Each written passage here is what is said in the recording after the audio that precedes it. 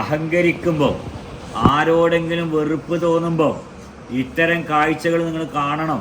നിങ്ങളെ കണ്ണിൽ, നിങ്ങളുടെ മനസ്സിൽ ഈ ചിന്ത വരണം, ഇതായിരിക്കും എൻ്റെ നിങ്ങളൊക്കെ അവസ്ഥ എന്നുള്ളൊരു ബോധം നിങ്ങൾക്ക് എല്ലാവർക്കും ഉണ്ടാവണം.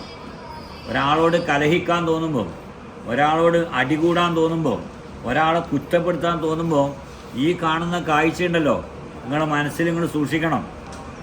അപ്പം എന്താവും? നിങ്ങൾക്ക് ആരോടും കലഹിക്കാൻ തോന്നൂല, ആരോടും വഴക്കിടാൻ തോന്നൂല. കാരണം നിങ്ങളൊരു കാഴ്ച കണ്ടിട്ടുണ്ടല്ലോ.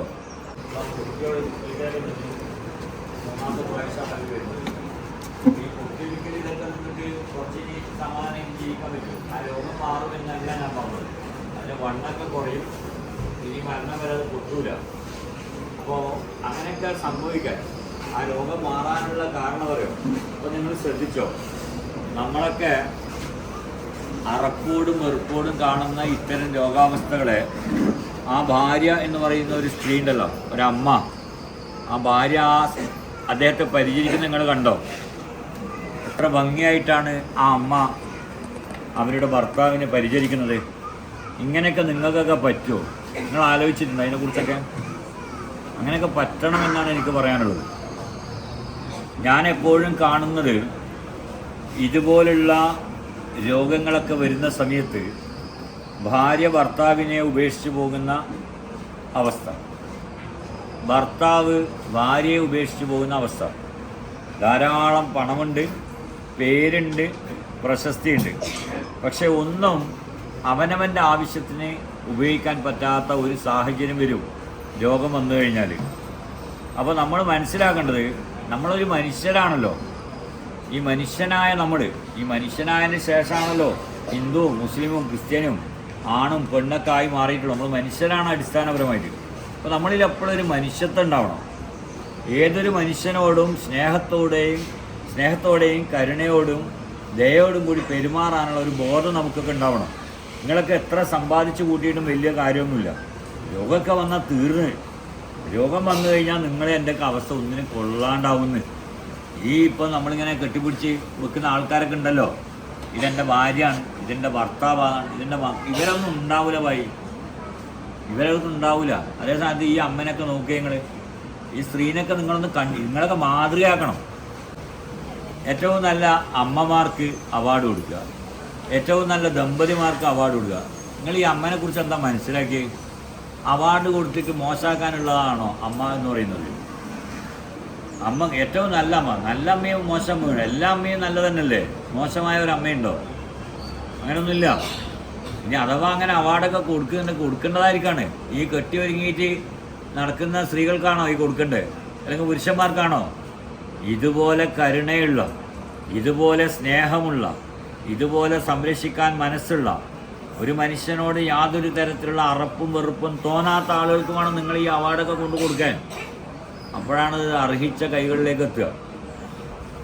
സൂക്ഷിക്കണം കേട്ടോ, രോഗമൊക്കെ വന്നാൽ പെട്ടുപോകും. പൈസനെ കൊണ്ടൊന്നും രക്ഷപ്പെടുത്താനാവില്ല. ഈ രോഗമൊക്കെ മാറ്റാൻ ഏതെങ്കിലും ഒരു ശാസ്ത്ര സംവിധാനത്തിൽ നടക്കുമോ? നടക്കൂല. ഇവരോടൊക്കെ പറഞ്ഞ കാല് മുറിച്ചുകളയാനാണ്. ഈ പൊട്ടിയൊലിച്ച് നടക്കുന്നതിന് മുമ്പേ നിങ്ങൾ മുറിച്ചുകളഞ്ഞേക്കുന്നു. പക്ഷെ ഇപ്പോൾ ആ പൊട്ടിയൊലിക്കലൊക്കെ അങ്ങ് മാറി. ഞാനിപ്പോൾ അമ്മയോട് ചോദിച്ചു, എങ്ങനെയുണ്ട് അമ്മ? അമ്മ പറഞ്ഞു നല്ല വ്യത്യാസമുണ്ട്, ഇപ്പോൾ പൊട്ടലും പഴുപ്പൊക്കെ കുറഞ്ഞു, ആകെ 3 ആഴ്ച ആയതേ ഉള്ളൂ. ഞാനിപ്പോൾ അവരടുത്ത് പറഞ്ഞു, നിങ്ങൾ 40 ദിവസം കഴിഞ്ഞിട്ട് വന്നാൽ മതിയെന്ന്. ഈ രോഗം മാറുമെന്നല്ല ഞാൻ പറഞ്ഞത്, ഇനി അത് പൊട്ടാതിരിക്കും, അതെനിക്കറിയാം. അപ്പോൾ രോഗം വരാതെ സൂക്ഷിക്കലാണ് ഏറ്റവും നല്ല പ്രതിരോധ മാർഗം എന്ന് പറയുന്നത്. അപ്പോൾ രോഗം വരാതിരിക്കാൻ നിങ്ങൾ നല്ലോണം ശ്രമിക്കണം. നിങ്ങളുടെ കൂടെയുള്ള ആൾക്കാരോട് ഇതൊക്കെ പറഞ്ഞ് മനസ്സിലാക്കണം. അഹങ്കരിക്കുമ്പോൾ, ആരോടെങ്കിലും വെറുപ്പ് തോന്നുമ്പോൾ ഇത്തരം കാഴ്ചകൾ നിങ്ങൾ കാണണം. നിങ്ങളുടെ കണ്ണിൽ, നിങ്ങളുടെ മനസ്സിൽ ഈ ചിന്ത വരണം, ഇതായിരിക്കും എൻ്റെ നിങ്ങളൊക്കെ അവസ്ഥ എന്നുള്ളൊരു ബോധം നിങ്ങൾക്ക് എല്ലാവർക്കും ഉണ്ടാവണം.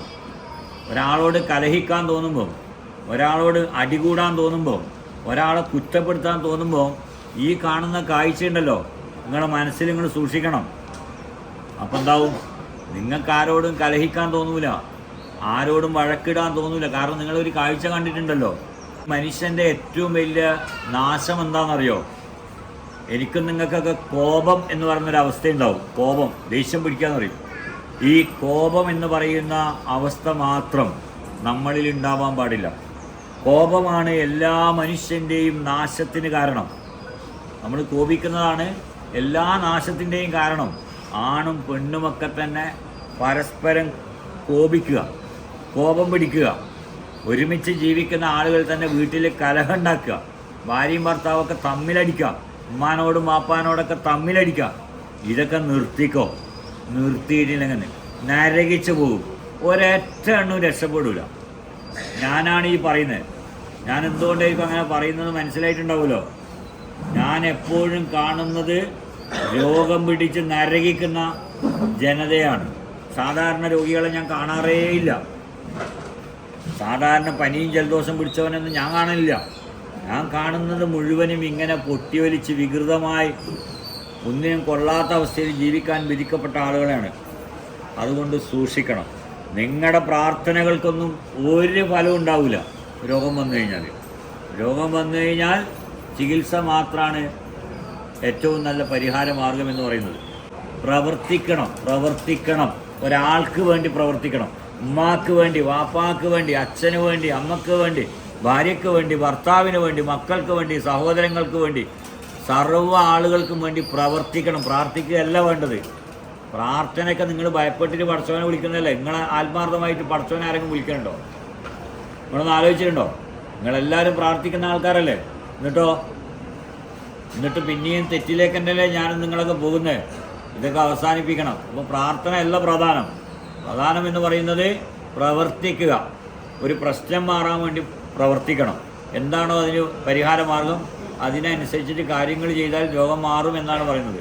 നിങ്ങൾക്കറിയോ, ഞാൻ ഇയാൾക്ക് മരുന്ന് പോലും കൊടുത്തിട്ടില്ല കേട്ടോ. ഇവിടുന്ന് അയാൾക്ക് മരുന്ന് കൊടുക്കും. ഈ മരുന്ന് കൊടുക്കും. അതാണ് അയാൾ ചെയ്തുകൊണ്ടിരിക്കുന്നത്.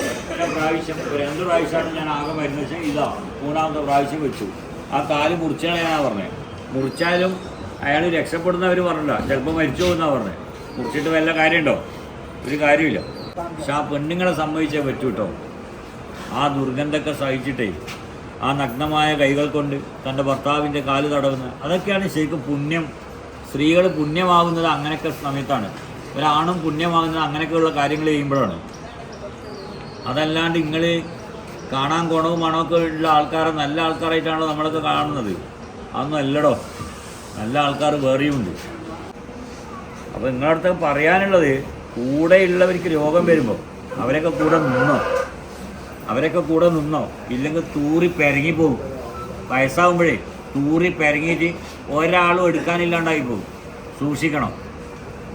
ശ്രദ്ധിക്കും. നിങ്ങളൊക്കെ എന്താ വിളിച്ചത്?